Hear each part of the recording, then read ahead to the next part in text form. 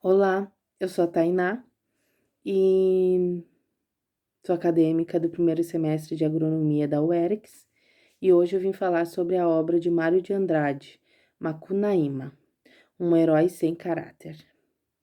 Mário de Andrade escreveu Macunaíma em apenas 6 dias, em 1926. Foi uma explosão criativa, baseada em pesquisas de músicas, de culturas, de lendas populares, assim dando origem ao herói brasileiro, com traços positivos e muitos traços negativos. O personagem principal do livro é individualista, preguiçoso e faz o que quer, sem se preocupar com nada. Ele é vaidoso, mente com muita facilidade e gosta muito de se entregar aos prazeres carnais, sendo sexualizado desde criança. A literatura brasileira sempre foi calcada diretamente pelo que vinha da Europa. Os próprios escritores do Brasil sempre tiveram um laço forte com o que era feito na Europa. E o romantismo e o neoclassicismo, o Brasil tentou criar uma identidade brasileira na sua literatura, na nossa literatura brasileira, mas sempre tinha algo que vinha da Europa.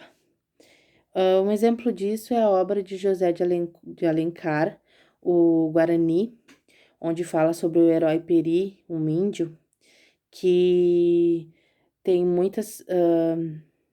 Que é totalmente diferente do índio brasileiro, da nossa cultura.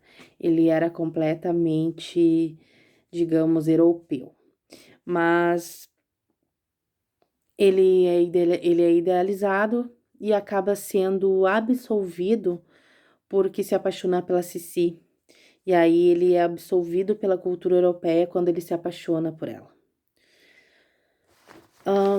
Macunaíma é um gênero.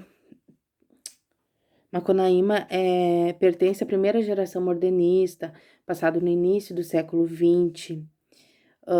É um gênero completamente diferente do romantismo, completamente diferente do que o povo já estava acostumado, o que os escritores estavam acostumados a escrever e os leitores acostumados a ler, usando uma linguagem completamente diferente, uma linguagem mais atual, e assim se dá origem à Rapsódia, né?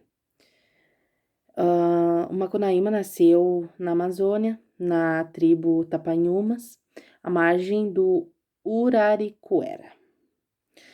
Ele é conhecido como herói da nossa gente, feio, mentiroso, preguiçoso, tão preguiçoso que levou 6 anos para começar a falar. E quando falou, exclamou: "Ai, que preguiça!" Ele era preguiçoso para estudar, para trabalhar, mas para brincar, ele tinha disposição de sobra. Ele foi sexualizado desde criança, ele transa com a Sofará, a cunhada dele, mulher do Jiguê. Ele se metamorfoseia fumando um cachimbo e se transforma em um príncipe. Ele encontra Cotia, que dá forma a ele de um homem adulto, um homem taludo, e brinca com a Si, ele se envolve com a Si, a mãe do mato. Eles têm um filho juntos e por castigo ou eu creio que seja um castigo, eles perdem um filho ainda pequeno, né? E com muita tristeza, antes dela se transformar numa estrela, dela morrer, ela dá um talismã mágico para ele, um Muiraquitã. E o Macunaíma guarda esse Muraquitã. Só que esse Muraquitã, ele é roubado e ele acaba parando nas mãos de um gigante, o Venceslau Pietro Pietra, que acaba ficando rico, se tornando rico e compra uma mansão em São Paulo.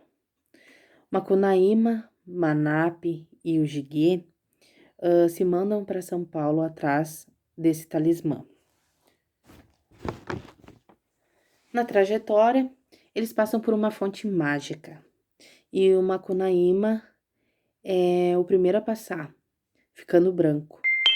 Manape é o segundo e fica amarelo.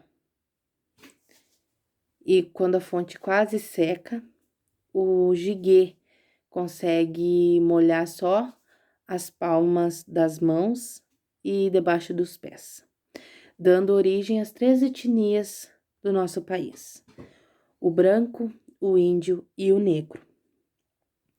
Depois de se transformar em um pato, o Macunaíma consegue recuperar o Miraquitã, matando o gigante. Ele retorna para a Amazônia e vê a casa que ele foi criado, a casa que ele nasceu, virar uma tapera arruinada, destruída. Ele começa a ser abandonado por todos, por tanto mentir, tanto enganar, e apenas um papagaio fica para escutar todas as aventuras desse herói.